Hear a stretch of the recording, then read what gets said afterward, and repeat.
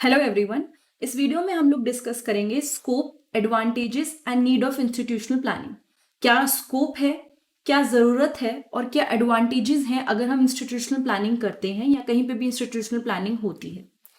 सबसे पहले हम लोग बात करते हैं एडवांटेजेस के। क्या बेनिफिट होते हैं institutional planning?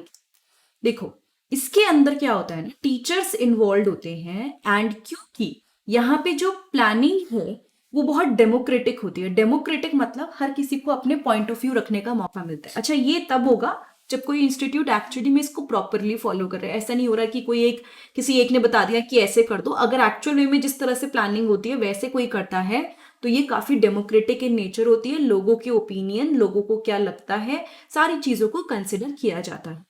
The preparation of the plan is quite reasonable where the problem arising in the classroom process and situation is available from teachers.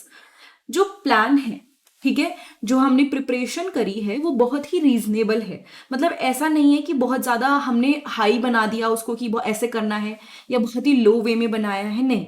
It's quite reasonable क्योंकि जो यहाँ पे प्रॉब्लम आ रही है ना, जो प्रॉब्लम यहाँ पे पता चली है वो एक्चुअली में टीचर्स के थ्रू पता चली है, ठीक है। क्योंकि क्लासरूम में जिस तरह का सिचुएशन थी, जो प्रोसेस थे, उसके थ्रू हमें टीचर्स को पता चलती है कि क्या क्या प्रॉब्लम है। So this preparation plan is quite reasonable, आप रिलाय कर सकते हो।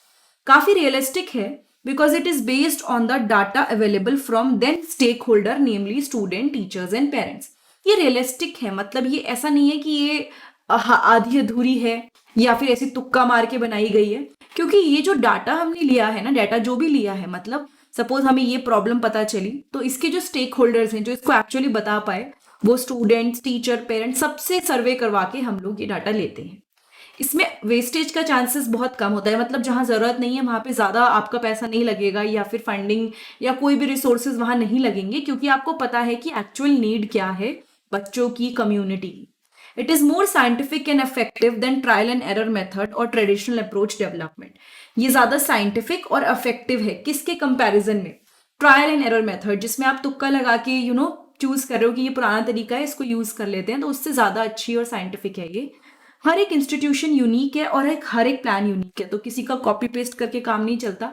क्योंकि आपको पता है कि आपके इंस्टीट्यूट में क्या कमियां हैं, बच्चों को पता है कि हमारे इंस्टीट्यूट में ये फैसिलिटी नहीं है जो दूसरे में है।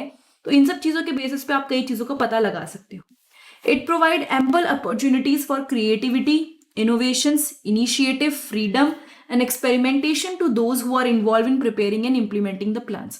क्योंकि ये ऐसा फिक्स तो है नहीं कि आपको ऐसा करना है। आप बहुत सारी चीजें देखते हो, सर्वे कराते हो, एनालाइज करते हो, उसके बाद आप प्लान प्रिपेयर करते हो। तो इसमें यहाँ पे काफी अपॉर्चुनिटीज मिलती हैं क्रिएटिव होने के लिए, अपने नए आइडियाज लगाने के लिए, किसी काम को नए ढंग से करने के लिए। You feel more freedom, more democratic and आप एक्सपेरिमेंट भी कर सकते हो। तो ये सारे बेनिफिट्स हैं इंस्टीट्यूशनल प्लानिंग के, ठीक है। इंस्टीट्यूशनल प्लानिंग क्या होता है वो मैंने पिछली वीडियो में कवर किया हुआ है, आप मेरे चैनल पे देख सकते हैं।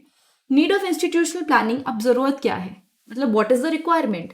क्योंकि आप चाहते हो कि जो इंस्टीट्यूशन है वो इम्प्रूव करे, ठीक है। अब जो भी इंस्टीट्यूशन के मतलब ऑब्जेक्टिव्स हैं, हम चाहते हैं कि देखो ऐसे ऐसे काम हो, ये चीजें हैं, तो उस सबको फुलफिल करने के लिए, पूरा करने के लिए इंस्टीट्यूशनल प्लानिंग की जरूरत है।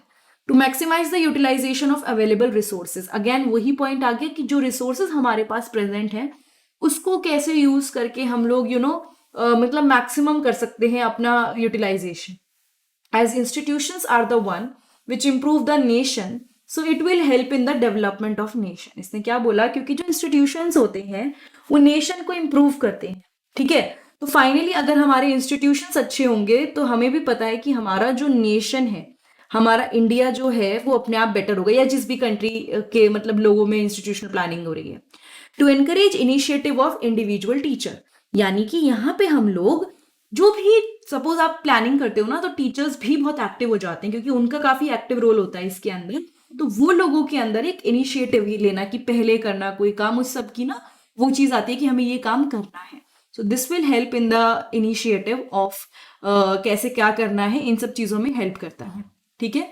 नाउ नेक्स्ट पे आते हैं, स्कोप क्या है इंस्टीट्यूशनल प्लानिंग का, ठीक है। क्या क्या चीजें हैं, क्या क्या चीजों पे फर्क पड़ेगा। तो सबसे पहली बात है इंप्रूवमेंट होगा स्कूल का, ठीक है। जो एडमिनिस्ट्रेटिव डिपार्टमेंट है, जो सारी चीजों को, एक्स्ट्रा एक्टिविटीज को हैंडल करता है, उनका इंप्रूवमेंट होगा। स्कूल की फैसिलिटीज का इंप्रूवमेंट होगा। जो को करिकुलर एक्टिविटीज किसी स्कूल में होती हैं वो अच्छी होंगी अपने आप। स्कूल इंप्रूवमेंट प्रोजेक्ट से क्या होगा ना, स्कूल अपने आप थोड़ा बेटर होगा। Organising community programme in schools, यानी कि इससे हम लोग कम्युनिटी प्रोग्राम्स जिसमें लोग पार्टिसिपेट कर सकते हैं, एक दूसरे को जानेंगे, वो सब प्रोग्राम हमें ऑर्गेनाइज करने का भी मौका मिलेगा। So these are the scopes of institutional planning. इससे पहले वाले वीडियो में मैंने इंस्टीट्यूशनल प्लानिंग क्या है उसके बारे में डिस्कस किया। इस वीडियो में मैं स्कोप एडवांटेजेस डिस्कस कर चुकी हूँ। इसके नेक्स्ट वीडियो में मैं डिस्कस करने वाली हूँ प्रोसेस ऑफ इंस्टीट्यूशनल प्लानिंग किस तरह से होता है। ये वीडियो आपको अच्छी लगी है तो प्लीज़ चैनल को लाइक, कमेंट और सब्सक्राइब कीजिएगा। और मोस्ट इंपॉर्टेंटली मेरी वेबसाइट है प्रेप विद हर्षिता, जिसपे मैं कुछ टाइम के अंदर काफ़ी ज़्यादा एक्टिव होकर नोट्स डालने वाली हूँ जो आपको मिल भी जाएंगे, तो आप उसको भी ज़रूर चेक कीजिएगा। Thank you so much. Have a nice day. I'll see you next time in the next video.